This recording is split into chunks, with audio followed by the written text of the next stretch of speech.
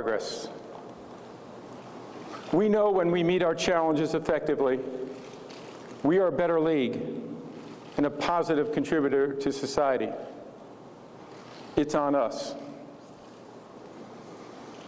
I truly believe that we will continue to make progress because the NFL is made up of good and caring people.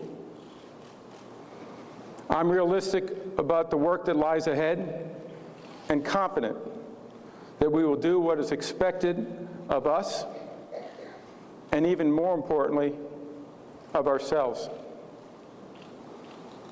Looking to the off-season, we will focus on innovation and technology in 3 key areas: the game, player safety, and the fan experience.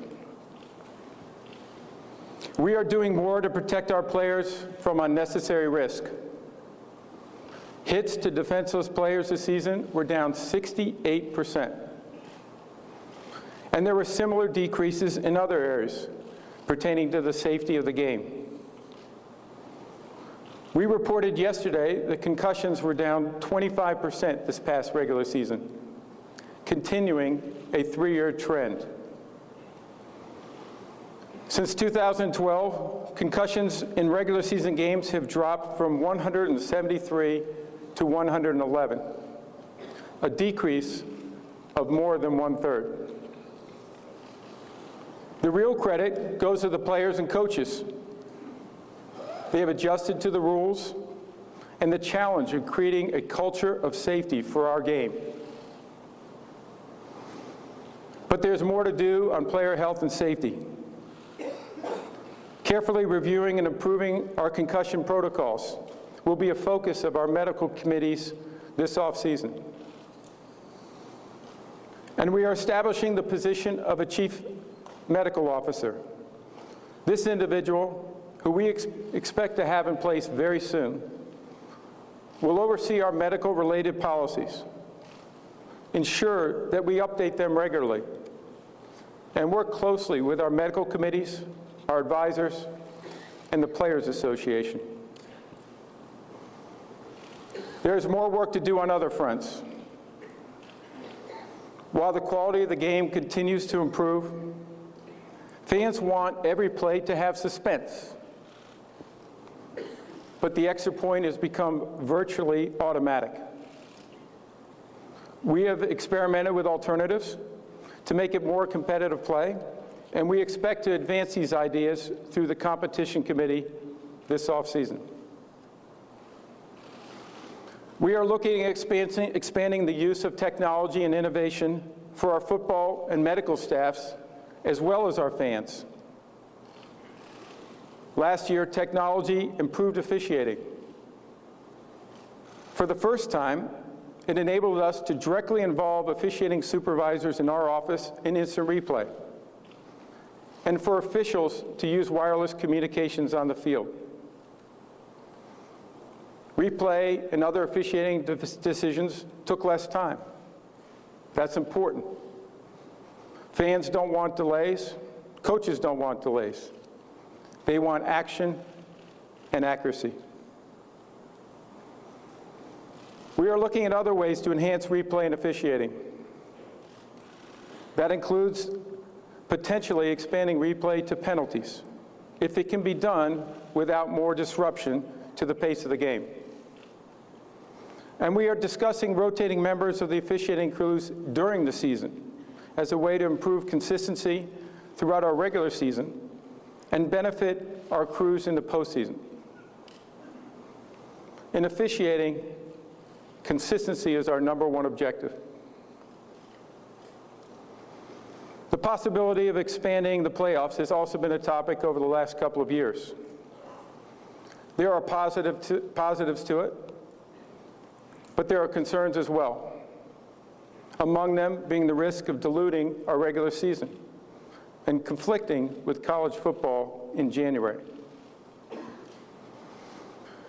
In another important area, we are continuing our work to uphold the highest standards of responsible conduct so that we represent our fans and communities in a way that will make them proud. Yesterday, we held the first meeting of our new League Conduct Committee, chaired by Michael Bidwell. The committee reviewed our new personal conduct policy. It emphasizes ongoing education, prevention, support services, and raises the standards for all of us in the NFL. Most importantly, it is clearly more effective. On the issue of footballs used in the AFC Championship game, Ted Wells and our staff have been hard at work, conducting a thorough and objective investigation. As you would expect, we take seriously anything that potentially impacts the integrity of the game. We are focusing principally on two questions. Why were some footballs used in the game that were not in compliance with the rules? And was this the result of deliberate action? I want to emphasize, we have made no judgments on these points, and we will not compromise the investigation by engaging in speculation. When Ted Wells has completed his investigation and made his determination based on all relevant evidence, we will share his report publicly. Finally, on steps to grow the game and serve the fans, we are excited about the success of Thursday Night Football and the extension of our agreement with CBS. We have the best partners in media, and together we will continue to develop new platforms, expand fan interaction, and deepen fan engagement. Technology, great football, and our fans, that's a winning combination. How our fans, especially younger ones, connect with the game is changing every day. To that end, we are aggressively pursuing the streaming of a regular season game with our first over-the-top telecast. It would be carried on broadcast stations in both team markets, but it would also reach a worldwide audience, including millions of homes that do not have traditional television service. Let me finish with this. Football's popularity is extraordinary. The credit goes to the players, coaches, and the fans. We know the NFL's impact is far-reaching. It is most dramatically seen on Super Bowl Sunday. It means we have enormous responsibility to lead every day by example. It is what our fans deserve. We are humbled by and grateful for their passion. They are the ones who inspire me, our owners and coaches, and men like our Walter Payton Award finalists who are with us today. And we know we must earn the trust of our fans every day.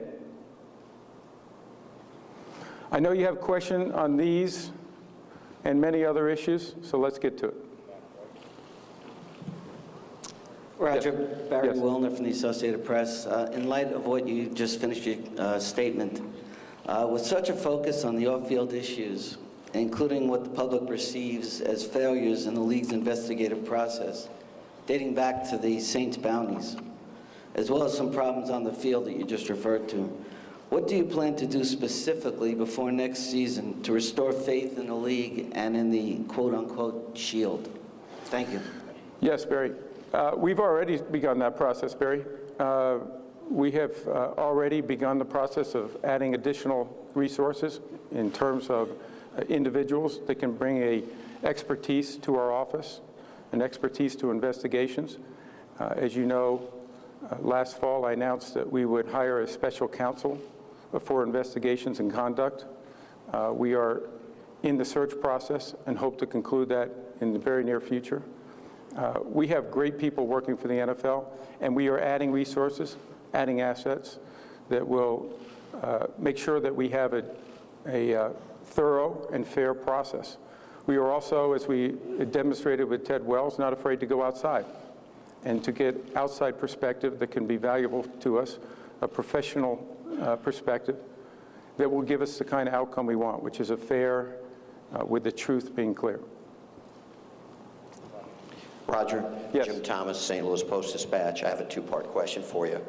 What is the league's level of commitment to keeping a franchise in St. Louis, especially given the region's efforts to build a new stadium for the Rams for the second time in 20 years?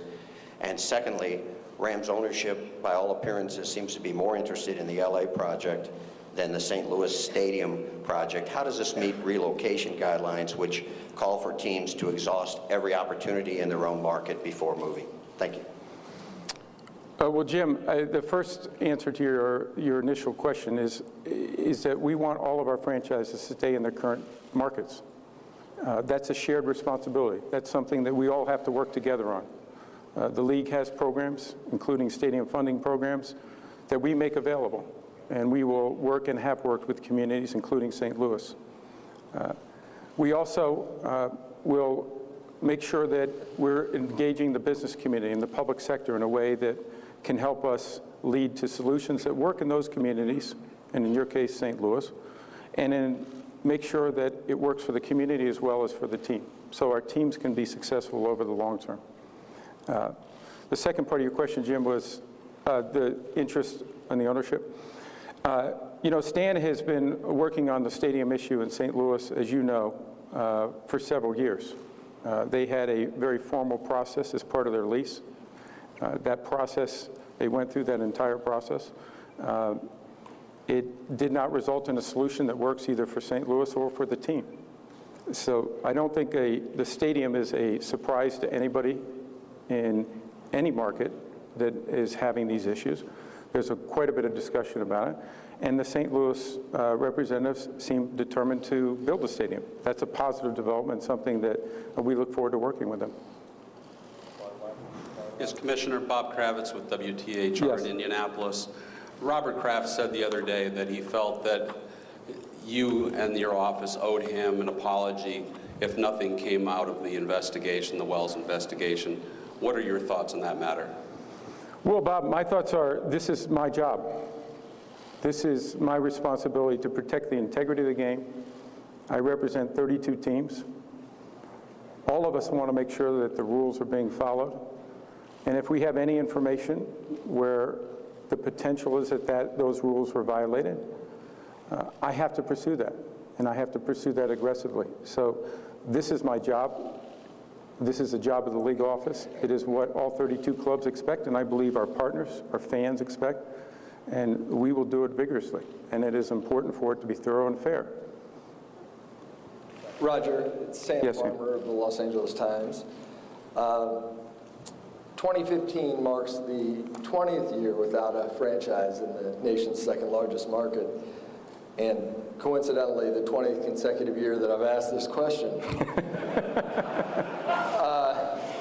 Earlier this I do recognize it already, Sam. You want me to finish it for you? Should I just drop the mic? Earlier this month, as Jim mentioned, Rams owner Stan Kroenke announced plans for an 80,000-seat stadium at Hollywood Park.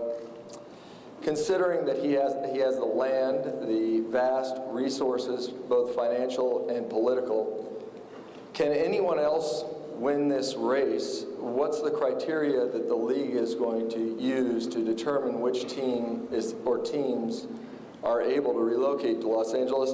And what if an owner decides to go rogue and without the NFL's blessing says, I'm just going to move my team no matter what you say? Well, Sam, several points that you made there, and let me try to be responsive to all of them. First, let me start with your second question. The ownership takes very seriously the obligation for us all to vote on any serious matter, including relocation of a franchise.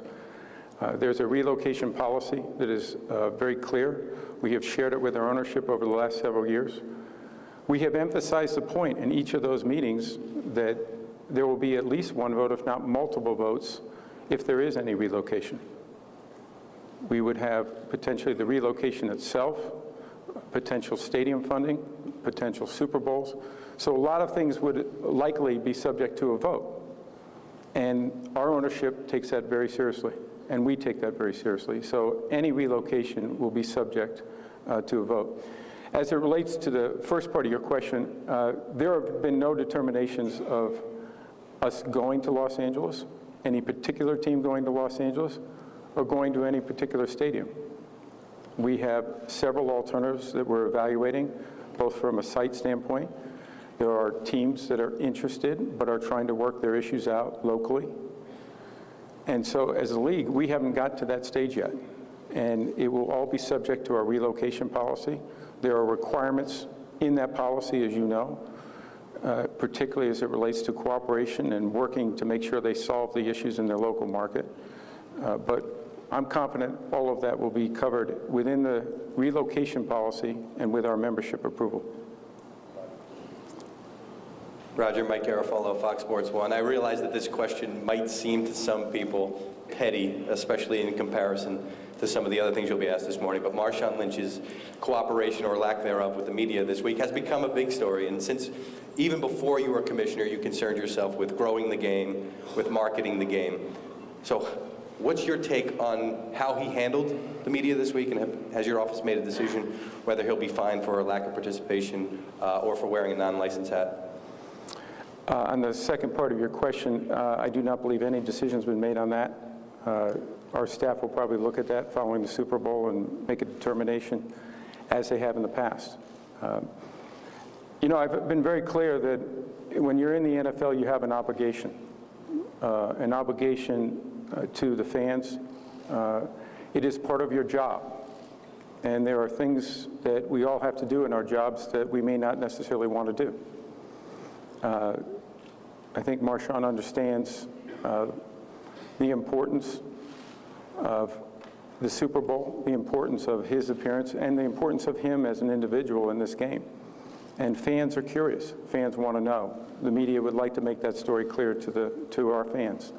I understand it may not be on the top of his list, but everyone else is cooperating. Everyone else is doing their part because it is our obligation. And as I say, there are a lot of things we don't like to do in our jobs, but it comes with the territory, and it comes with the privilege of playing in the Super Bowl. Commissioner Goodell, Darren McKee, KKFN, Denver. Yes. Speaking of jobs, it's been a tough year for you and your job this year. Many people in America, if they went through the year you've had, probably would have resigned or been fired. Can you envision any set of circumstances which would lead you to resigning or being fired as your job as commissioner? No, I can't. Does that surprise you? Listen, it has been a tough year. It's been a tough year on me personally. It's been a year of what I would say humility and learning. We obviously, as an organization, have gone through adversity, but more importantly, it's been adversity for me. And that is something where we take that seriously. It's an opportunity for us to get better. It's an opportunity for us, for our organization, to get better. So we've all done a lot of soul searching, starting with yours truly. And we have taken action.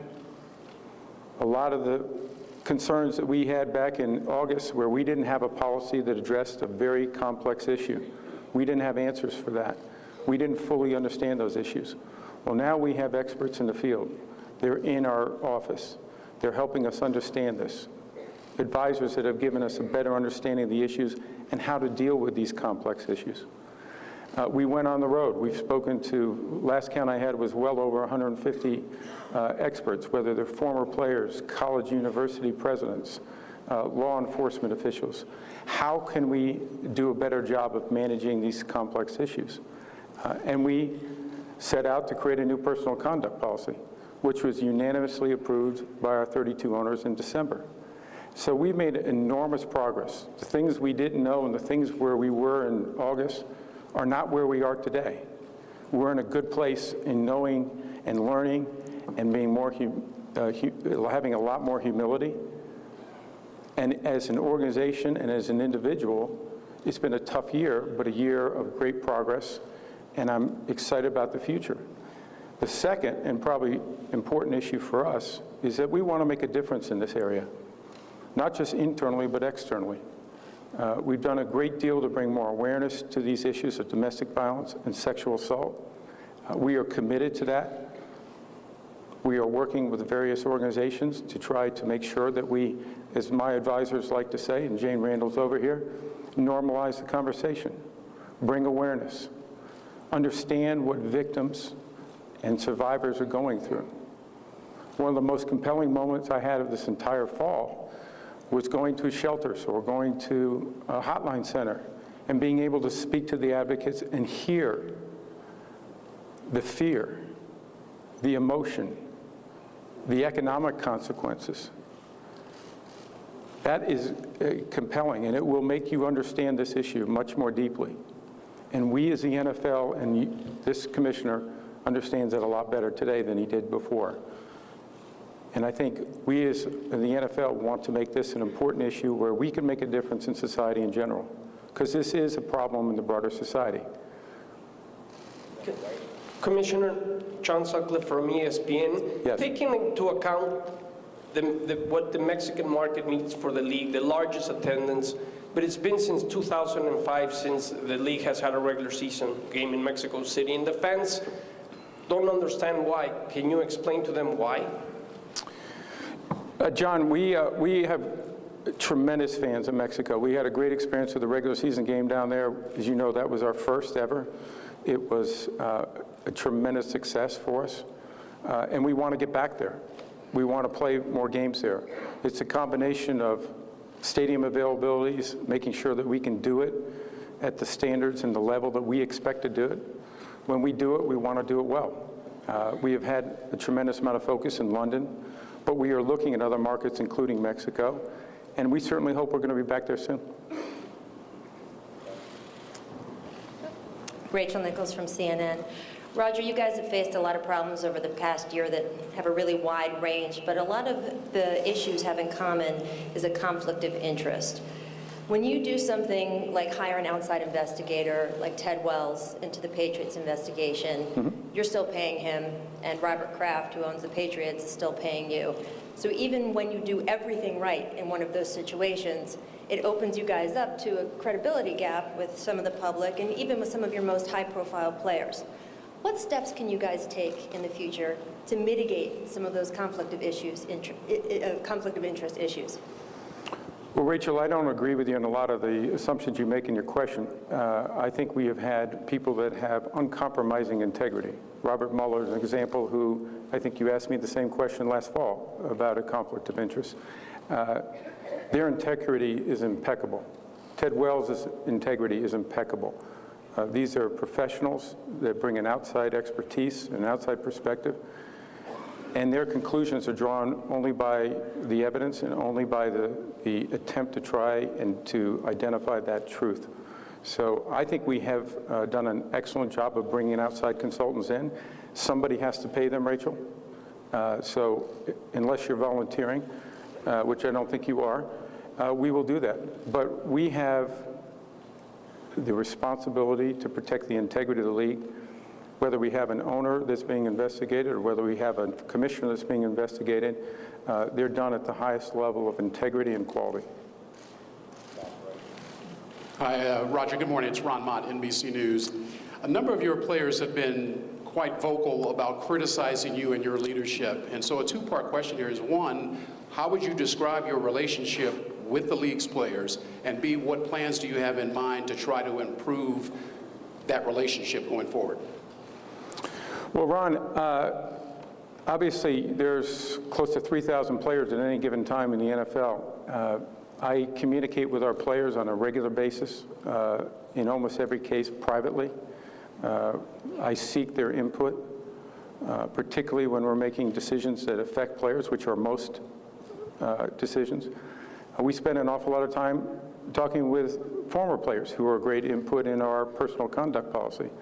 We also reach out to the Players Association for their perspective. So we are not going to agree on every matter.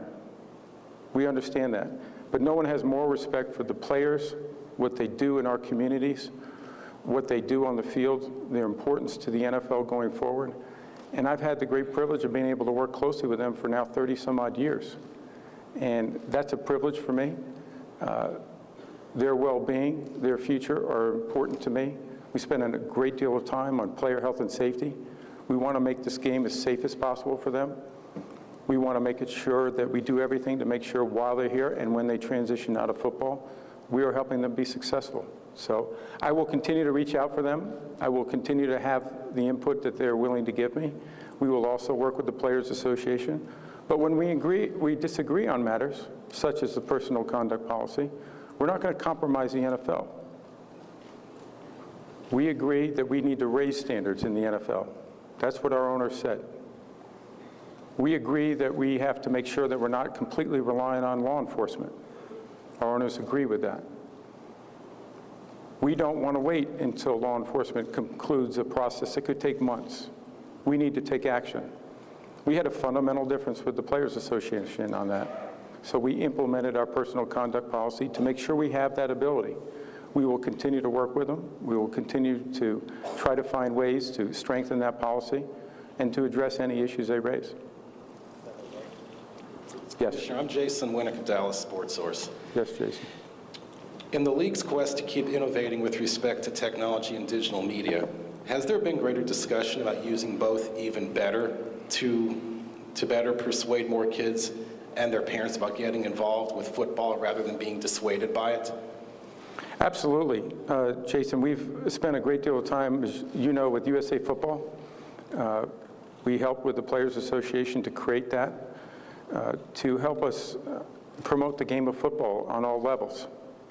And they've done an extraordinary job. We created a heads-up football program, which is just 2 or 3 years old now, which the adoption rate on the youth level and now the high school level is extraordinary. It's teaching coaches how to teach safe techniques. It's teaching kids how to play the game safely. And that's good for the long-term future of the game. And we'll continue to invest in it as we've done. We committed $45 million to youth football through our NFL Foundation. Again, to promote the game, but to promote it being played safely. The game of football, and someone who played it through youth football, through high school, I think the values, the character that comes from playing a team sport like football is extraordinary, and I want kids to have that same opportunity. Yes. Hi, my name is Bobby Senna, and I'm the NFL Play 60 Super Kid. I just met you, Bobby. Nice to see you again. Well, playing 60 is an important part of my life, but how do you play 60? I told you it was a tough question. Well, Bobby, I played 65 this morning, as a matter of fact. I was in the gym at 4:45 this morning doing the elliptical, and I believe in that. I believe in the importance of taking care of yourself from a physical standpoint, an emotional standpoint, a mental standpoint, and that's a routine that I have. I just get in a routine, and I don't let it go.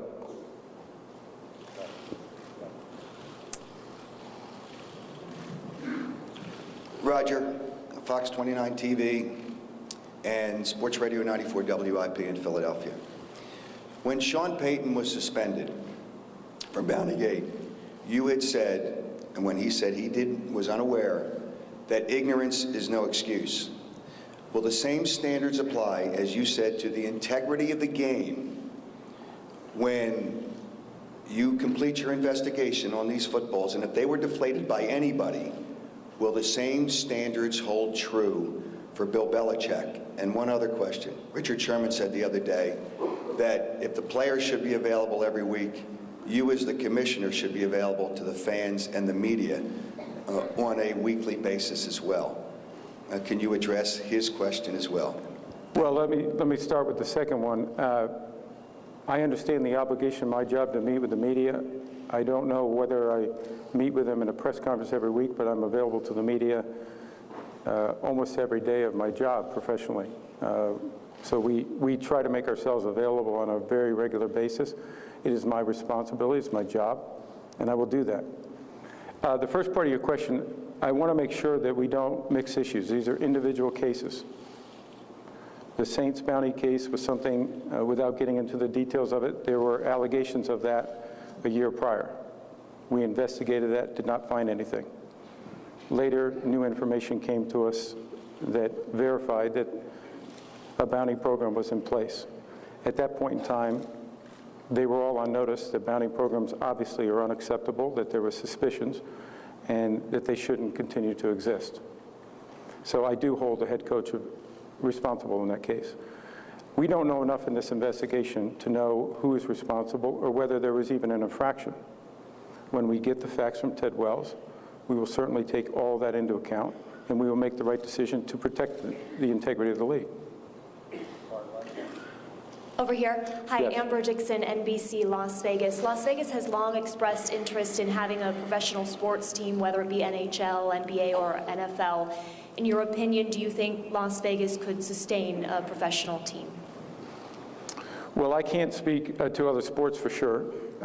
I certainly can't speak even to the NFL because I haven't had any dialogue with officials in Las Vegas about how that could happen successfully for Las Vegas and for the NFL.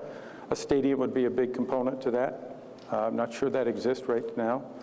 But I do understand the passion of the fans in Las Vegas and their interest in football. Commissioner Neil Reynolds from Sky Sports in the United Kingdom.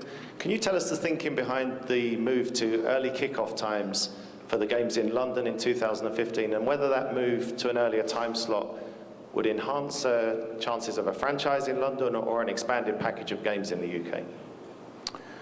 Well, it's something that we experimented with last year. It was our first game at 9:30 Eastern time here in the States. It ended up being very successful here as our fans had another national window on Sunday morning, and our fans said, we love it, we'd like to see more. But we also had a tremendous reaction in London with our fans. At that particular week last year, it was at 1:30, the game. And our fans were able to go to the game in the afternoon. Some that were coming from other parts of Europe were able to get home. And we found that it was a very positive change. So we wanted to experiment with more. And we did that this year. In fact, all three of our games will be at 9:30. And we found that it's a terrific for our fans, both in London and on this side of the pond also. So we'll continue it. I'm not sure if it has anything to do with the long-term future or whether a franchise is there. We are excited about the continuing growth of the popularity of the NFL in the UK, particularly London. And we're going to continue to learn every year from our experience and continue to try to give them more football, which is what they want. Roger, Mike Reese with ESPN.com covering the Patriots. I'm curious, has the NFL ever tested the air pressure of footballs in the middle of a game, and how important is that as a frame of reference in this Patriots investigation? But just so I'm clear, when you say middle of the game, do you mean while play is going on? At halftime. Well, I think we were pretty clear. We tested them at the AFC Championship game at halftime. But have they ever been tested in other games as a frame of reference related to that? I don't know the answer to that question. That would be something I presume that Ted Wells would look into, and we'll provide that information for. Commissioner Ken Belson, New York Times. I understand this is ultimately not your decision, but do you believe you personally deserve a pay cut this year for your performance?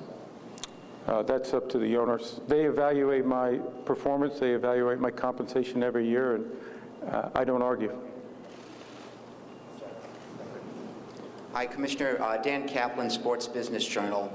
4 years ago, you challenged the owners to get to $25 billion of league revenues. I think it was within a 15 or 17-year time frame. Do you think you'll reach that objective? Well, the challenge wasn't just to the owners, it was to all of us. We wanted to make sure that we were continuing to grow the league in not only its popularity, but also opportunities to grow revenue. I don't know whether we'll get there, but we're working towards that goal. It's something that we think is practical, but we want to do the growth in the right way. The most important thing is everything we do has to become high quality. It has to be done in a way that reflects well on the NFL. So we're not going to pursue revenue without an important aspect of how does that impact our brand, how does it impact what we're doing to make sure that we're delivering on what we need to deliver to our fans. So it's a goal, but it's not something we're going to overlook other important objectives for. Heather Yako, NBC News 11 here in Arizona. Right over here. Hi, Heather. Yep, Hi. I see you. Thank you. Okay. Why did we plan on having Super Bowl 49 in Arizona this year, and do you feel like a lot of the ball controversy has taken away from Sunday's game? What was the first part of your question, Heather? Why we decided to go with Arizona for Super Bowl 49? Well, Arizona earned it. We've had a great experience here in Arizona in prior years. They put together a winning bid that our ownership selected, and they deserve it. And I think the proof is in the pudding. They have done an outstanding job this week. We still have more work to do, but we couldn't be happier with the hospitality, with the plans, the cooperation. To put on an event like this takes a lot of people, and this community has wrapped their arms around every opportunity and made the Super Bowl even bigger and better for our fans and for the NFL overall. So we're thrilled about being here, and we look forward to coming back. Commissioner Vic Carucci, Buffalo News. In light of the new ownership in Buffalo, what's your perspective on the need for a new stadium, and what would be the timetable in your mind for when that should be built? Well, as you know, they have new ownership. Terry and Kim have been very focused on the stadium. I think that's one of the things they're evaluating with their franchise. What's the next generation of stadium? I think that's an important consideration for the Buffalo market in that region, but also for the NFL and Terry and Kim. I do believe that a stadium long-term is going to be needed in that marketplace. I'm from Western New York. I love Ralph Wilson Stadium, but it's got to compete against a lot of these new stadiums that have a lot of very important features that stadium doesn't have. So they're going through that process. We will certainly work with them, cooperate with them, and if we can be helpful, we will. Roger Bart-Hubbock with the New York Post. Richard Sherman alluded to this the other day about possible favoritism on your part toward owners, specific owners, specifically Robert Kraft. And GQ magazine even quoted a league executive calling him the assistant commissioner. How do you react to this allegation, and will you avoid having your picture taken at owners' houses before any future conference championship games? No, I won't, Bart. I was at the Kraft's residence along with season ticket holders, sponsors, media partners the night before as part of an AFC championship party. That's part of what we do. And I was there to participate in a program with our partner CBS, taking questions from the audience. And it's something that I do on a regular basis. So that's not unusual. It's also not unusual that I work very closely with ownership, particularly someone like Robert Kraft, who serves on multiple committees. The broadcast committee, we spend an awful lot of time on that. He's on the finance committee. He works on several important league initiatives. So professionally, I have a relationship with him. And I also admire, respect, and think very highly of him on a personal level. So there's no hiding from that standpoint. But since he knows me so well, and he knows me, and that I am not going to do anything to compromise the integrity of the league, I think he has no doubt that I will do the right thing for the NFL.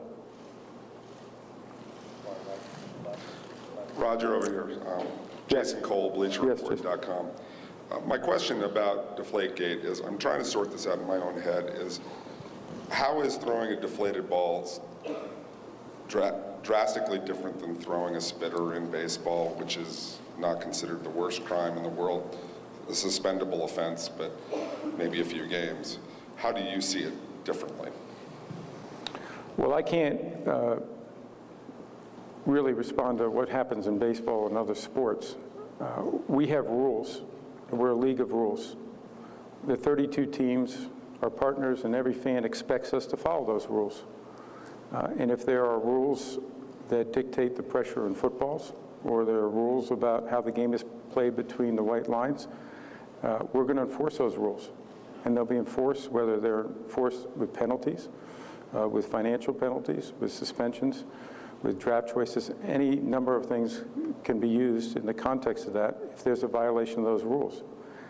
Whether a competitive advantage was actually gained or not is secondary in my mind to whether that rule was violated. That's the integrity of our game. And when those rules are violated, we will take that seriously. Yes.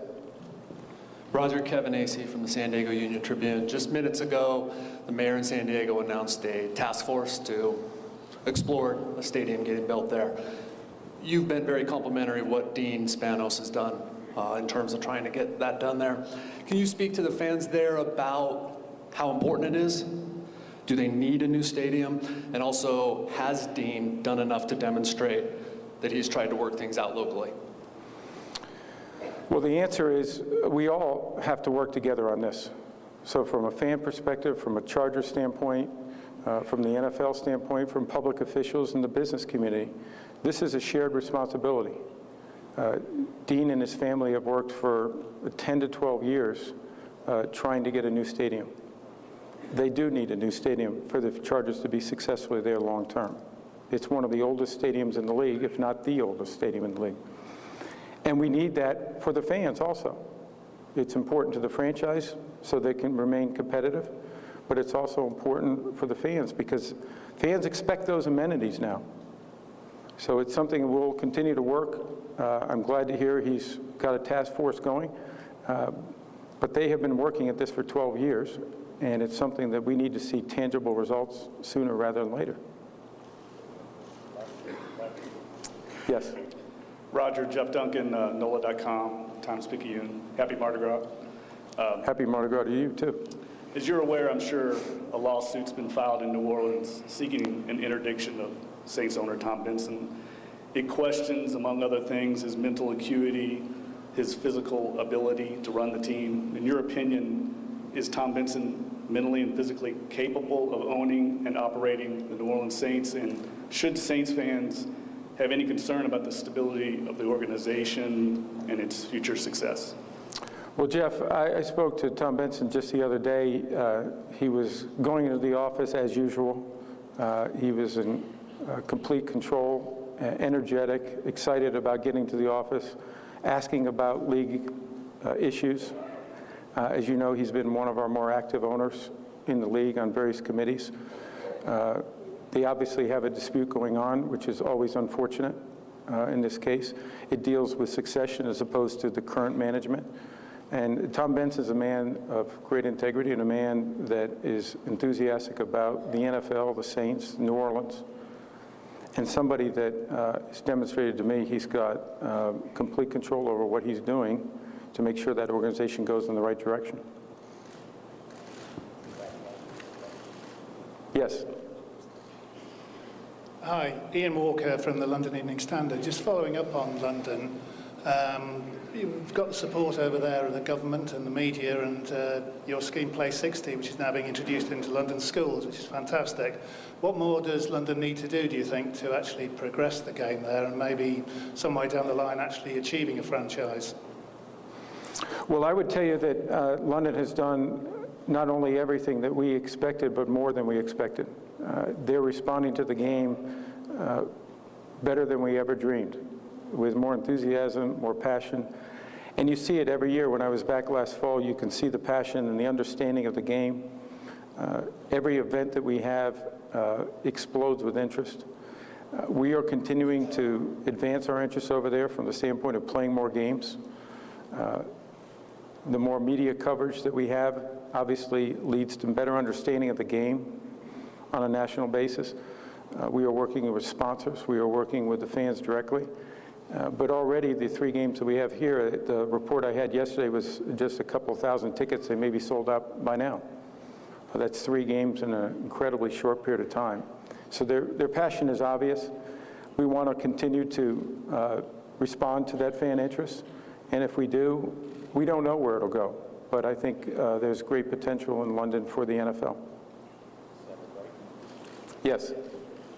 Dave Briggs, CNBC. The average ticket is now over $10,000, making it the most expensive Super Bowl, the most expensive sporting event of all time. But there's concern that the free market's not dictating those prices, that it's being fixed, that it's being manipulated.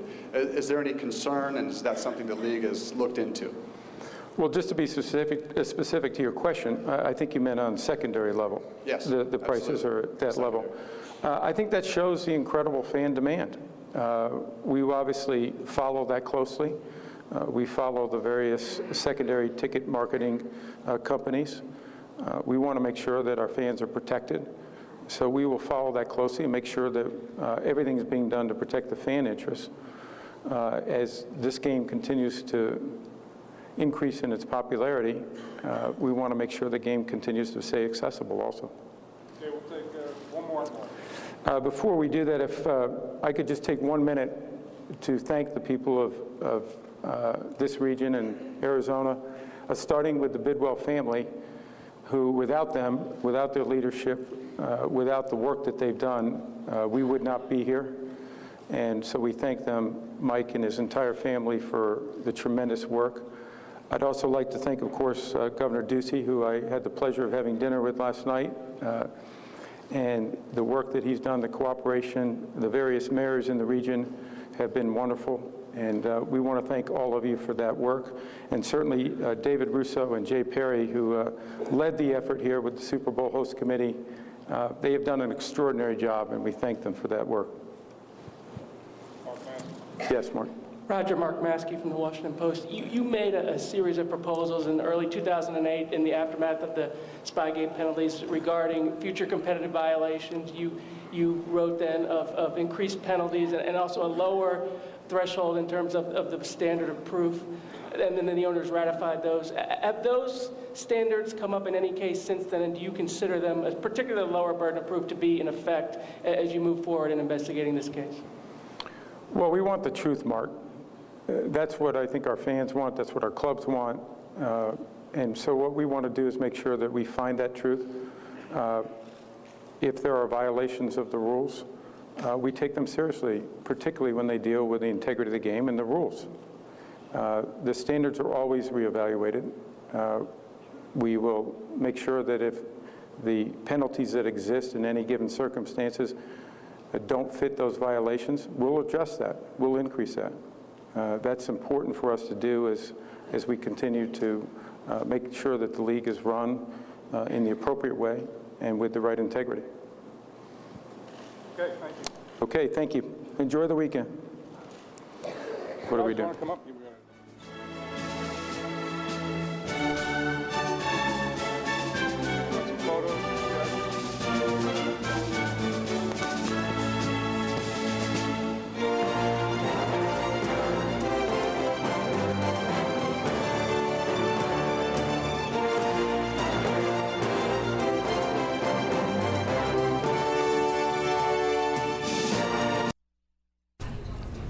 Oops. Welcome, Ron. Hi, Samia. I'm glad you could join me. Thanks. That was an intense press conference. Yeah, it was. I guess intense would be the right word to use. I don't know. I mean, he said right out of the chute, it's been a tough year for the NFL, and Right. there was not a lot of levity in his remarks. PR-wise, this is about the worst year I can ever remember for the NFL. Right. Yeah. And so early on, I remember seeing a headline on one of these cable channels that said, "What does it say about us as a country that people are still going to these football games and that people are still watching them on TV?" Supporting football, you mean, as Correct. a concept because of all the conduct? controversies that had been surrounding football over the last 12 months. Right. And so I just remember seeing that and thinking, most people who root on their team feel no connection to a guy like Ray Rice, who was an idiot to do what he did. Sure, absolutely. That doesn't make you as a love the Cardinals anymore or any less. I mean, you're a huge Cardinals fan. I'm a big Cardinal fan. You're not going to stop supporting the Cardinals. Correct. And so I think people who are not football fans, who see it from a distance and who thought, oh boy, this is really going to impact this league, they don't understand. I think they're just using it as a talking point, honestly. Yeah, I mean, like, you could make the same argument about the Chris Brown-Rihanna situation. Are people just going to boycott hip-hop music or R&B music altogether? Correct. No. Yeah. I mean, radio stations for a little while did boycott Chris Brown, but he's made a huge comeback. Yes. And, I feel like we're a very forgiving society in that regard, in regards to celebrities. And that's something that, people talk about a lot. Yeah. Actually, somebody was making that point just this morning. We chit-chat during the commercials. And somebody was saying this morning as we were all sitting around, interesting how America has completely, with few exceptions, forgiven Tiger Woods. Oh, yeah. I'm like, what did Tiger Woods? I totally forgot. I know. But remember? No. He was like, the whole story where he and Elin and what did she? I don't know. Chased him down with a golf club. Chased him down with a golf club, something like that. But, I mean, that was years ago, and time does have a tendency to dull your memory as much as anything else. Sure. And so here's Tiger Woods, and for the most part, people are really, really glad that he's in town. Yeah, everyone's excited. I'm not going to say everyone, but okay, so like I wrote down a number of notes just to kind of get the bullet points. I want people to see how. No, because people will see that my handwriting's not that great, and they won't understand it. It's just like notes to self. Because I was just like, interesting questions, different. Samia, look, these are my notes. All right, I guess they could probably read mine before they can read yours. You don't have to worry about anything. Well, because I was simultaneously listening while also searching Twitter to just see listener, viewer reaction to the whole thing. Because What are people saying? Well, someone made a point. It was interesting that he didn't address the domestic violence issue in his prepared remarks. In his initial prepared remarks, he did address Deflate-gate and the investigation. But obviously the other thing facing the NFL aside from Deflate-gate is domestic violence. Correct. They did, later on when people were asking him questions, then he did talk about the revised NFL player conduct policy and things like that. But, that was something that the viewers found interesting. Yeah. And for you viewers that are watching right now, feel free to leave your comments, thoughts on what Goodell said in the chat below, or the chat next to us. I'm not really sure, but leave your comments and we'll be able to read them live on air. We love getting your feedback. Just type it in the box, and then, I guess you can tweet to us. Yeah, you can tweet it to us, but it's easier for me to just kind of search on Twitter. But what was interesting is, people asked about, is there favoritism with the owner, specifically the owner of the New England Patriots, Robert Kraft. He even asked the commissioner, are you going to be more careful being photographed at the homes of owners celebrating? And Goodell was like, no. I mean, this is what I do all the time. This is an AFC celebration party at the owner's home. I mean, this journalist referred to Kraft as somewhat of an assistant commissioner. It was Yeah. And coming up in a minute, I'm going to tell you a couple of the things that I thought were maybe the most insightful of everything he had to say, just in terms of where the league is headed. Sure. Because I know you were taking lots of notes. He gave some pretty good clues as to what the future holds for the NFL. But, I think that I still can't figure out why he handled the Ray Rice situation with seemingly as little attention as he actually did. Sure. That one, as smart as he appears to be of a businessman, and making more money for the league than they've ever made before. Right. By the way, this not only will be the most expensive Super Bowl, because tickets are running $10,000. Yeah, average 10,000. Yep. But on top of that, it probably will be the most watched Super Bowl in history. Because more people are interested, or because of Deflate-gate, or because the two teams are so well matched up? What's your take? I think that's a huge part of it, actually. Yeah. Great question. I think a huge part of it is people want to see a good game. That game was such a blowout last year when Peyton Manning just was like deer in the headlights, and it shocked all of us. By the way, I don't know, we just learned today that Peyton Manning played with a torn quadricep, the entire, major leg muscle, the entire last month of the season. So people are like, oh, he looks old, he can't throw the ball. Well, a lot of it was he was trying to play through some serious pain. My prediction is, and we're pretty good at predictions, you and me. My prediction is he will come back next year. Remember, we talked politics the other day, and you're like, I think Mitt is running, and I said, I was wrong. I think no. But we had a 50-50 chance on that. I know. It was like yes or no. Okay, well, real quick, I want to just check out our YouTube comments. Okay. La Cosa Nostra 20. Roger Goodell is a La joke. Cosa Nostra? La Cosa Nostra. That's a great handle, by the way. La Cosa Nostra. La Cosa Nostra. 20. Roger Goodell is a joke. He is so defiant about protecting Robert Kraft and the Patriots. He takes it seriously when it fits to him. Kyle Trimmer, are the Rams going to L.A.? Okay, now let's talk about that. And then La Cosa Nostra says that would be cool. I think the Rams would get more money and have a higher salary cap in L.A., but there are a lot of NFL teams in L.A. Wait, there's no NFL teams in L.A. Right. But you know, the owner, the backstory here is that the owner of the Rams, a lot of people who are watching him closely, that comment that reporter made was really insightful, because I think a lot of people in St. Louis, and honestly a lot of people in LA, think he is mostly interested in moving that team out of St. Louis and to Los Angeles.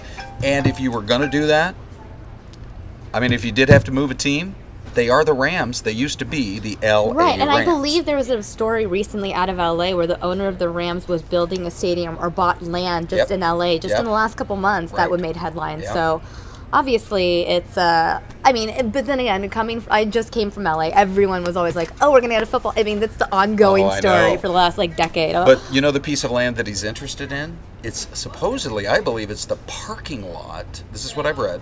It's the parking lot right across from the Forum. Great Western Forum, out down in Inglewood. Yeah, so then you'd have a sports complex there. Sure. But boy, the parking would not be good. Well, the Forum, the Forum is where the Lakers used to play, though. Right. The Lakers don't play there anymore. They play at the Staples Center. Right. The Forum is mainly used now for concerts. Yeah. So it might not, they could still make it a very, pop-in area, Sure. It could be it could become an entertainment complex, similar to the way that the Staples Center became that. Because for a while there were talks that they were going to turn the downtown LA Convention Center into a football stadium there, and then there would be a real full sports complex, because the Lakers and Clippers and the Kings, all three of them play in the Staples Center there, which I don't even know how they scheduled that plus concerts, but that's another topic. It's interesting because in Minnesota, there was a lot of talk that the Vikings were going to leave. Their owner was like, look, if we can't get a new stadium, some of these old domes, notice how it's the old, ugly-looking domes. I believe football should be played outdoors no matter where you are. Rain or shine. And I know that's a little bit of a mixed message because the Cardinals play in a dome. However, which is so weird because we have great weather relative to other parts of the country. Right. It's just those preseason games in August and some of the September games. Right, and the rain right now, if there was a game. I know that back in the day when they played at Sun Devil Stadium, in early September, with those aluminum seats. Awful. I mean, you're going to walk away with burns on your backside. Anyway, I really was trying to read Goodell to see exactly where things stand with this potential St. Louis move, because he said all the right things. His answer was 100% politically correct. If you're in St. Louis, the first thing he said is our preference is that all these teams stay in their communities, and we work with the league, and we've got criteria. However, the league has got to get into LA. It's the number 2 TV market. It is the one glaring hole in what otherwise is a really well-planned league. To not be in the number 2 TV market is just, it's nuts. Right, somebody's going there. In the greater LA area, I'm guessing at least 10 million people, because I think the city of LA is 4 or 5 million. Yeah. There's a lot of fans that want a football team. Right now, most of the football fans, they cheer for either USC or UCLA. Usually USC. Says our Trojan. Yeah, but but that's what it is. I'll go out and I'll pay with my credit card. My credit card's a USC card, and people automatically say, "Oh, you're a Trojans fan," thinking that I'm a fan of the team, and that I didn't even. They're just like, "Oh," that's where your loyalty is in football in Los Angeles right now. It's one or the other. Did I ever tell you what it was like when I went? I'm a huge Washington fan. I went to the UW. Still have season tickets. But one year Washington played at the Big House. And by the way, for you college football fans, try once in your life to put it on your bucket list to go watch a game in Ann Arbor at Michigan Stadium. It's unbelievable. And Jim Harbaugh hopefully gets it back to that level. But you have 111,000 people in one bowl, and they are so passionate. The next day I'm driving back to the airport in Cleveland. I was passed by cars with every license plate from every East Coast state you could think of that had Michigan flags flying. Amazing. So it's a really cool place to go watch. And in LA, people are really passionate for the Trojans and for the Bruins. I think, honestly, a little bit more for USC. Right, but that's because of the tradition, the history that USC has had in terms of the legacy in football, the O.J. Simpson era, the Matt Leinart, Reggie Bush era of the 2000s in more recent years. But let me ask you this question just point blank. Coming from Southern California. Carson Palmer. Yes, you're right. a Cardinal. Yes, right. Right. Right from we USC. love him. We love him. But can you honestly see them saying to the San Diego Chargers, we're taking you out of San Diego and you're going to LA? Because that's been some of the speculation. Right. I think it's more likely that the Rams will go, honestly. Yeah. But I kind of want to get back to some of the stuff that the commissioner said, because there's all of this, all these generic notes that I've scribbled to myself. Right. So he did call this a tough year for the NFL. Yeah. He said this a couple of times, not compromising the integrity of the league. Yes. Just repeating that concept. When asked about the domestic violence issue, he did say that there was a need to raise standards, a need to take action, not wait on law enforcement. They did change player contact policies, but it's interesting. It was like, oh, well, we shouldn't wait to take action. We shouldn't wait on law enforcement. But isn't that exactly what happened with Ray Rice? Yes. That whole situation. The NFL knew about it. Correct. Back in April. Right. It's almost like he's admitting what they did wrong. Sure. I mean, not to be too harsh about it, but that's kind of the way it felt. Is now he realizes, and why he didn't realize originally, I have no idea. But he did say, and good for him, that he went and spent time at a domestic violence shelter, and he said that will wake you up to how bad this problem is. So, we need to all sort of reserve judgment and be a little bit skeptical, but hopefully the league really got the message and they can really begin to address this issue and solve it. Right. You're right.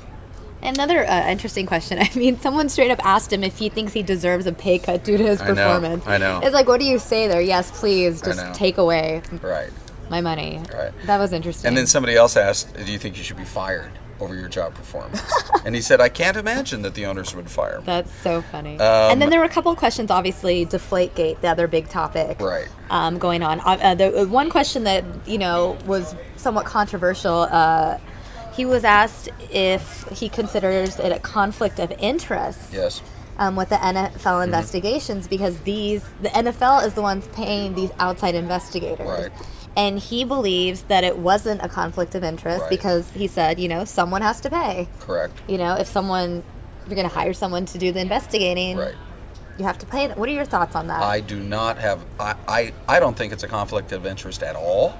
If they are hiring the reputable people that, in the previous case, they hired the former director of the FBI, a man who has a spotless record, is a lawyer, and is highly respected. So, you look at who they hire, and if they are hiring people of very high, impeccable quality, then I think there's no problem doing that at all. And that looks like that's what they've done. But Samia, come on, this guy that got up there about 15 minutes ago, and he is acting all put out about Deflate-gate, and he said, "Are you going to hold?"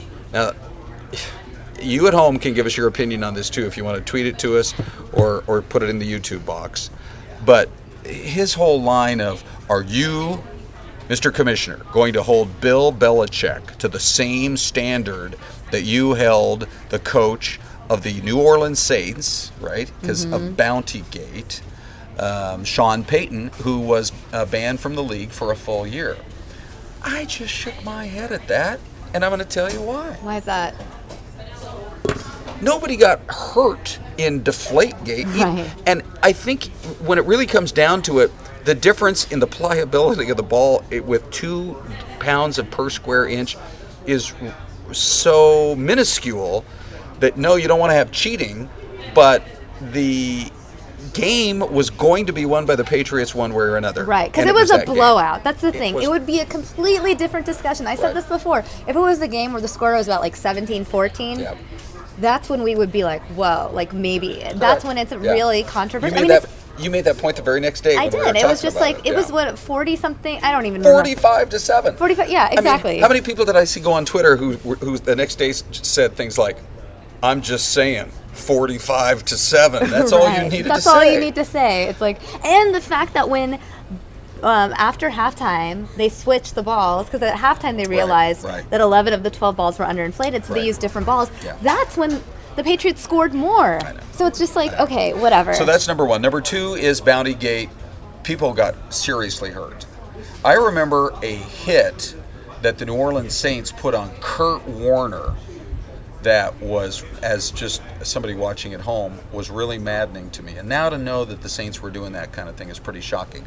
Most importantly, though, he said, we had an inkling that this was going on. We sent out letters saying this is not, you're not going to be allowed to let this kind of thing happen anymore. And if you do, the consequences will be extremely severe. When you have that kind of warning from the top, and you purposely choose to move forward with a plan that is designed to hurt and injure guys who are out there trying to make a living, I'm glad they threw the book at those guys. Right. I'm glad they did. Right. But to say, is Bill Belichick going to be held to the same standard? He said, well, you know what? We'll see where this thing goes. But we had already sent out all the warnings ahead of time about a program that was injuring guys and ending their careers. I'm putting a few extra words in there. Oh, no. But that's what was going on. So I'm glad they threw the book at him, and let's just keep a little perspective here. Bill Belichick is not going to get banned from the league for a year. I don't know, maybe a game, but who knows? All they got to do is talk to the attendant, right? Right. The equipment guy Yeah. who disappeared for about a minute and a half, and, find out from him what actually happened, and we can get this thing wrapped up. Right. I'm going to go to YouTube now and see what the commenters are saying. Let's. Jamo Humphreys, what's the ratio of Patriot to Seahawk fans down there? What do you think right now in terms of who? I know that we had some statistics when we had the lady from StubHub. She was in the morning show, I think yesterday or the day before. Yeah. And she had said that, I think, 20% of ticket buyers are from Washington? I can't remember the same statistic. That is what she said. It was 20% Washington, 11% Arizona, 10% California, and then the following two states were Massachusetts and New York. Yep. I don't know if that's any indication that there's more Seahawk fans than there are Patriots fans, but like we talked about before, it's a quick trip from Seattle to Phoenix, 2.5 hours. Yeah. Obviously, much more of a trek from the East Coast. Right. So we know that there's probably more Seahawk fans than Patriots fans, but what would you say? Number one, I've already been on record as telling folks in the newsroom, it's going to almost feel like, and this is kind of weird, it's going to almost feel like the Super Bowl is a home game for the Seahawks. I was actually surprised that the number wasn't higher when she said 1 out of every 5 tickets is going to the state of Washington. Well, I mean, they could be Seahawks fans from California. My friends that are coming in are Seahawk fans coming in from Los Angeles. Who was it that asked this question? It's such a good Humphreys. question. Okay. So, who also Jamo gave a follow-up comment. Right. Okay. Intentionally hurting someone on purpose is criminal. Deflating footballs is, deflating football. Jamo, I love that. It's so fun. Okay, come follow both of us on Twitter so we can talk with you more often, Jamo. This is a great question. I have the answer because I just happened to be listening early this morning. You know, I'm driving in when there's nobody on the freeway, getting ready for our show at 4:30. And there is a great radio show, national show that's been doing their show here in town. I know everybody, likes listening to like an ESPN or whatever. There's a guy named Steve Zabin. His nickname is The Zabe. In fact, his Twitter handle is just CZABE. That's how he spells it, Zabe. And I was listening to them this morning, and he was actually querying his cohorts on the show. He said, let's come up with a number. We're here on Radio Row. We see everybody come in by the hundreds. He said, what do you think? Is it 7-1 or 8-1? Wow. They settled on 8-1. So for every 8 Seahawks fan is 1 Patriot fan. Right. Wow. That's what it's like. That's crazy. That's why I'm feeling pretty comfortable in saying I feel like, and what, they take pride in being the 12th man up there in Seattle. I really feel like it's going to be incredibly noisy. Yeah, they're going to have the roof open. That cuts the noise down a little bit. But I'm telling you, it's going to almost feel like, at least out of the gate, like a Seahawk home game. Well, that's okay. Speaking of which, Ashley Gray commented saying it's a quick trip, and Seattle is used to playing here. Right. That's another good point. They play here every year. Yeah, they're this interdivision. Yeah, this is a stadium they are really comfortable with. Right, hometown advantage, and then. And yet, New England. I'm trying to think the last time they were out here to play. It's been several years, several games, and then I think about the last time the Seahawks played the Patriots. Do you remember what happened at the end of the game?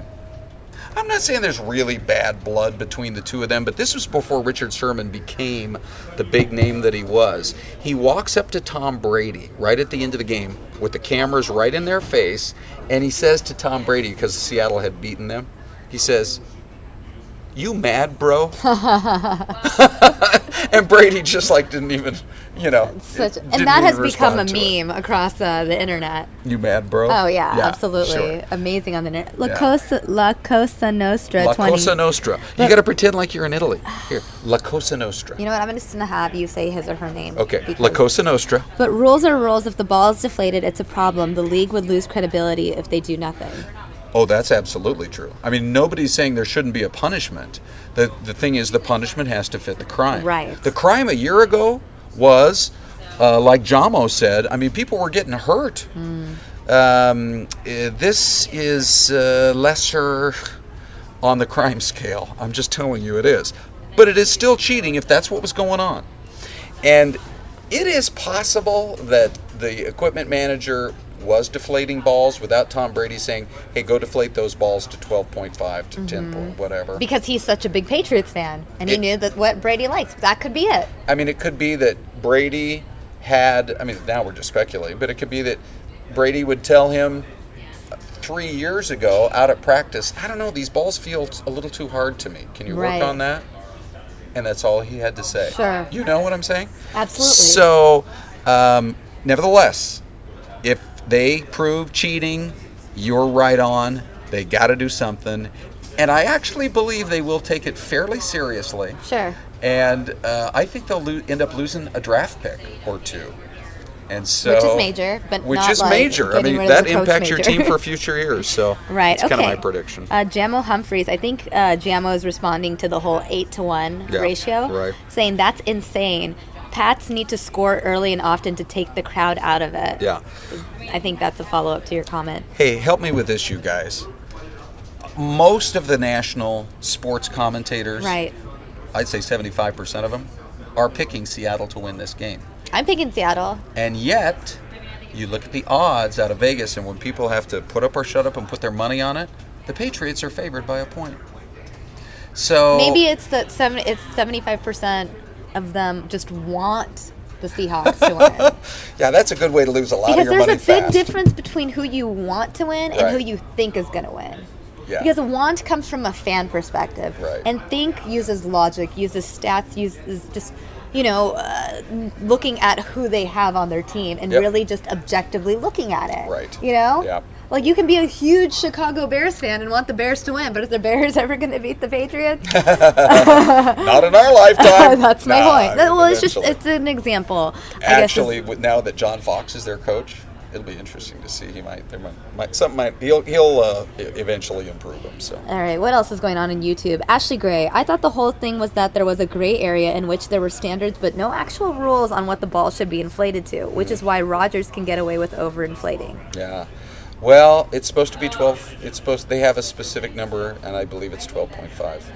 And so that's where it is supposed to be. And that, Ashley, is why the balls remain in the custody, you might say, of the officials until it's basically just a few minutes before it's time to go out to the game. Mm-hmm. One of the weird things about this, Samia, is that they'll probably now have to adjust the way they do things in the future, and the balls will be kept under lock and key. There'll be a little bit of an overreaction in that standpoint. But nevertheless, the league wants those balls to, they want things to be fair. I don't think most of us even knew. In fact, the morning after this had all happened, we were all sitting around here saying, well, wouldn't it benefit the quarterback of the Baltimore Ravens every bit as much as it would benefit the quarterback of the Indianapolis Colts. Right. It would have helped him. It didn't help him. Then we learned. It all depends on what different quarterbacks' preferences are. Correct. But then we learned each team has their own balls. Right. So. And Jamo Humphreys is saying they have a punishment in place for deflating footballs. It's a $25,000 fine. That is correct. So yep. That's, I guess. Yeah. I don't know if it's worst case scenario because I think this thing has been blown up to a huge. I mean, it is a media sensation. Like we talked about it all of last week. We brought up viewer comments on Facebook. So many people were posting different memes, kind of jokingly poking fun at the fact that like everyone has all eyes on Deflate-gate, but what about the Ray Rice incident or all these other NFL incidents? Well, so the big takeaways out of this news conference that I got is he really wants a franchise in London. Right? I mean, I think he said they're going to be playing 3 games next year. Sure. And they're all going to start at that same time, the early morning. What for us was a really early start at 6:30 in the morning. East Coast was 9:30. It seemed like it generated a lot of interest and a lot of viewership, and the people in London seemed to like it as well. Aren't the British going to be confused, though? Because football to them is soccer. I know. That's the question. 10 years from now, will they call soccer soccer? I don't Or will know. they still call it football and will be American football? I don't know. I mean, we do things differently. You know, we use inches instead of centimeters. Yeah. We do a lot of things like that. I know. You know, miles instead of kilometers. Correct. And we have soccer. Yes. Or as opposed to football. I thought it was really interesting. I don't know if you caught the segment in our 9 a.m. show this morning, but when we were on the air, we actually had some of the Doritos contestants who have created their own commercials, and one was a guy from the UK, and you can see his spot right now online. It's hilarious. It's a fish. He's out fishing, and I think he snags a fish, and the fish tries to eat the Doritos or something. It's pretty funny. Anyway, he said, coming from the UK, I've never seen anything like this. I mean, they have big events there, right? Right. They've got plenty of big sporting events. I mean, soccer or football, as they call it, is huge there. Yeah. And actually, we would be remiss if we didn't point out that I've been on record all week as saying what the league, or what the city of Phoenix, the city of Glendale, Scottsdale, and other communities that have rallied around are doing, you just cannot tell me that other cities in the past have taken it to this level. You know, well, that reminds me. One of the local reporters asked Goodell about bringing Arizona for Super Bowl 49 or bringing Super Bowl 49 to Arizona, and he said it's like they earned it. You know, they had great experiences in prior years, and they had the best package to offer. Yeah. And I mean, like you're saying, we brought it. We may have it again. Yeah, I would think so. Yeah. I mean, right now Soon. it's running about every 6 years. We seem to get one. I'd like to see us in an even tighter rotation. They should just make the than Super that. Bowl permanently here. Basically, is what you're saying. Well, but see, it's such a because you know how in football with all the other like all the different bowls. Yeah. They're like, at least in college football, for example, that bowl is always in that city. Right. You know, the Rose Bowl is always there. The Orange Bowl. You know, they just change bowls in terms of which one's the championship game. I will say this: if any town in America could do it on a yearly basis, it would easily be us. I mean, the parties, the organization, everything has been so solid. But anyway, he did. He said, "I want to thank the people of Arizona," and he said, starting with the Bidwell family, without the work that they've done, we wouldn't be here. And he also mentioned Governor Ducey. I guess they met last night. Yeah. It's interesting. The governor, when he was running for governor, was talking about how important the Super Bowl game was going to be in terms of generating new businesses that could bring new jobs here. So I'm not surprised that the governor actually had dinner with the commission of the NFL last night, and I'm not going to be at all surprised if we hear reports several weeks from now that other business leaders, CEOs, etc., were in town, caught the game, were favorably impressed by the business climate here and everything else, that we see some new jobs come out of this and some new businesses. Right, that's one of the things we talked yesterday. I mean, Super Bowl is really just an opportunity for the who's who in the business world, these executives, these people with a lot of money to network. Yeah. You know, and they're all hanging out. They're probably going to really nice restaurants for dinner, enjoying the resort life. Right. And like you said, getting an Arizona experience. Yeah, well, the only thing that bugs me is I think a lot of them are not coming out to Mesa. It's still the greater Phoenix area. I know. You work in downtown Phoenix. Remember Correct. that. Your paycheck is from Phoenix. That's true, but I am Mesa through and through, and I don't know.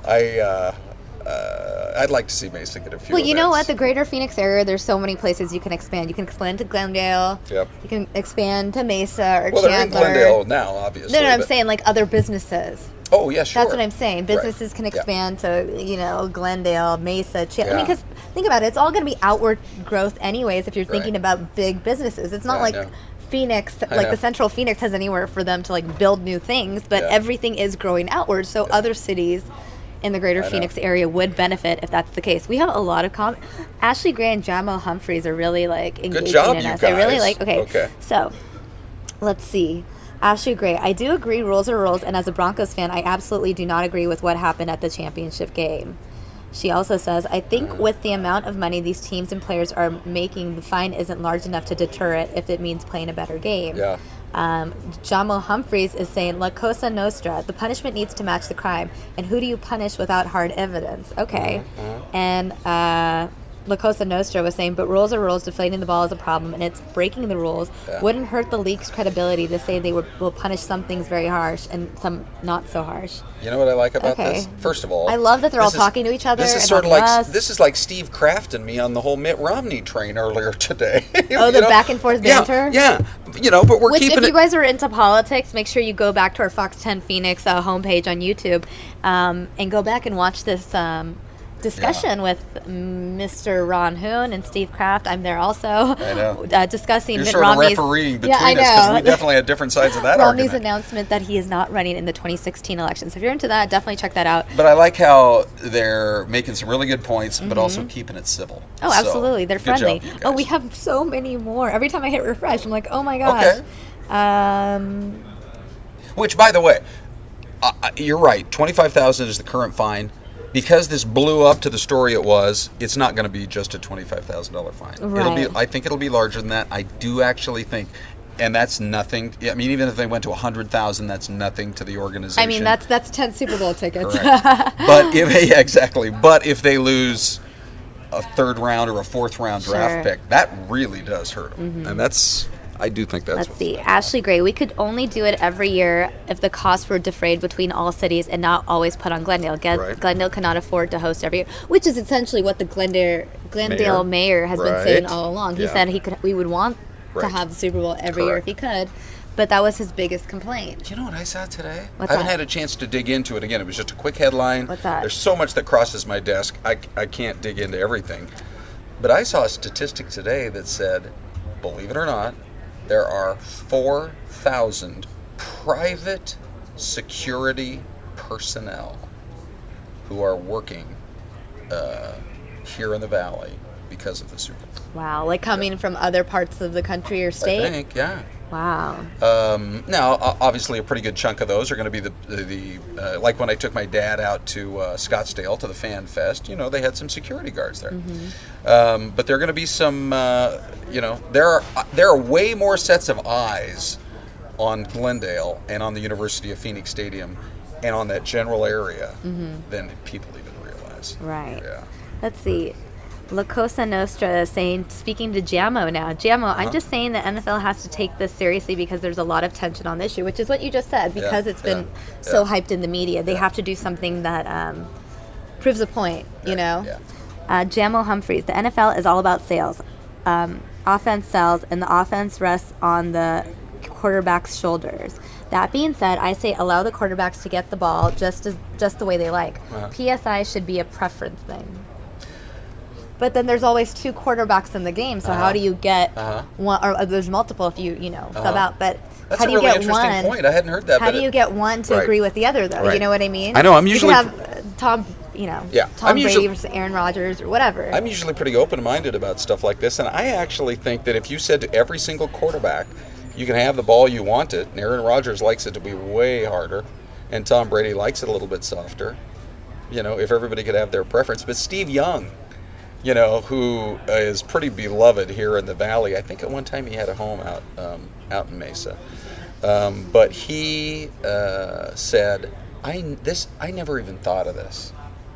The whole idea that you could even loosen up the football a little bit never even crossed my mind. I don't think it crossed a lot of people's mind till Deflate-gate happened. Yeah, right. I didn't, a lot of us probably didn't know that there were certain rules regarding PSI of a football. Right. You know, until now. But we all know now. Yeah, we sure do. Jamo Humphreys, speaking to La Cosa Nostra, they do have to take it seriously, but they don't have to excessively punish the Pats just because a large percentage of the country hates them. It has to be justified, not mob ruled. And then Jamo asks us, Sami Iran, who do you see winning this game, how and why? This might be a good way to wrap this up, this segment. I know. I have listened to so much talk about there's something different about the Seahawks team and their defense specifically. That when they line up, every one of them is literally staring down the quarterback. They are smart enough to have figured out, their defensive coordinator, Dan Quinn, is rumored to be the next coach, I think in Atlanta. But they line up with eyes on the quarterback because it's a quarterback-driven league. And they are watching you, even as they're athletic enough that they can kind of move back and move around and keep an eye on their guy that they're supposed to be playing defense on. At the same time, they are literally boring in to the eye hole of the quarterback to see where that ball's going to go.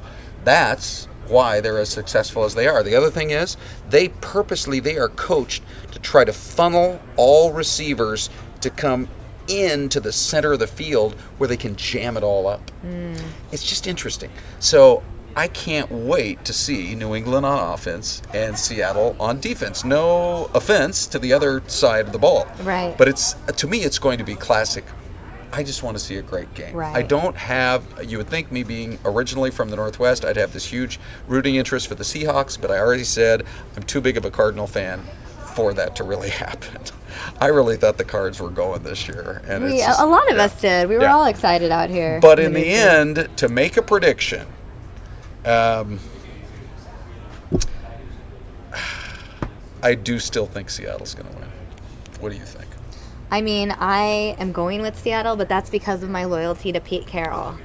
Right, USC. I've said this before. I've said it again. Yeah. I mean, I'm not saying the coach is responsible for all the wins because obviously the players have to do their job, but I don't know. I don't know if mine is necessarily a who do you think is going to win. Mine is more of who do I want to win. No, that's what mine we're is talking completely about. driven by wants, and I have this okay. Pete Carroll loyalty. So we are going to wrap things up. I'm just going to read the last few comments here just so you guys know that you're being addressed. We're reading them. Yep. Ashley Gray, I honestly don't think the 2008 incident will play into the issue, especially since it looks like they're going to pin it to an equipment manager and not a team star or coach. Kyle Trimmer says, but their punishment will be worse just because they are known cheaters. Ooh, we hadn't even brought that up, but yeah. Jamo Humphreys tells me they use separate footballs, each team, when it's their position. Okay, so got it. Good to know. Yeah. And La Cosa Nostra. So that should be 0 PSI be a preference because a quarterback likes it that way. It shouldn't be about preference. It's consistent results no matter who gets the ball. It is fair. Yeah.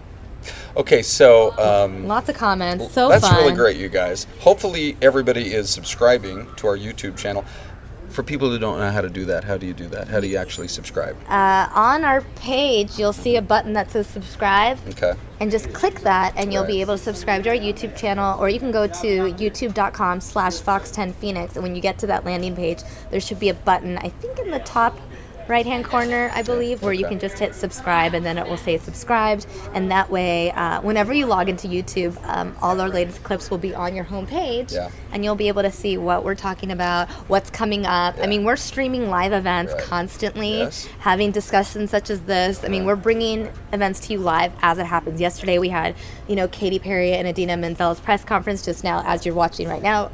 Roger Goodell's press conference, which for those of you who missed any part of it, as soon as this ends, you guys can rewind the clip and go back and rewatch it because then it becomes a permanent video on our YouTube page. And we're just bringing you stuff live all the time, whether it's sports related, politically related, entertainment related. I mean, we have President Obama on here almost every day, like talking about something else. So, yeah. The thing that is so cool about it is that, so we hit the air at 4:30, and people are like, you guys go on at 4:30 a.m. on Fox 10? And yeah, we do, and a lot of people watch. And I can tell you the freeways are plenty busy, even driving in, amazingly.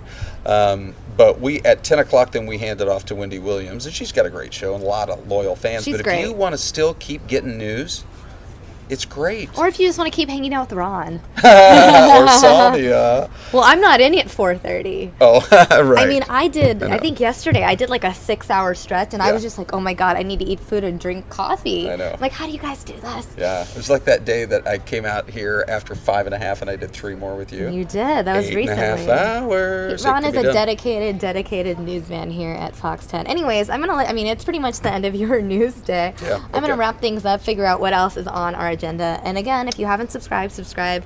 And thanks so much for tuning in. We love your comments, love the interaction between you guys and us, and you guys with each other. It's really cool to see really cool too. Your comments and your questions, and just get your perspective on things. Obviously, today's Friday. Monday, I'm sure I'm going to have Ron on to talk about the Super Bowl and the outcome. Yeah. And we're going to see if there's any controversy this weekend. And one other thing I just want to mention is I'm going to be in here tomorrow morning bright and early with Kristen and Corey.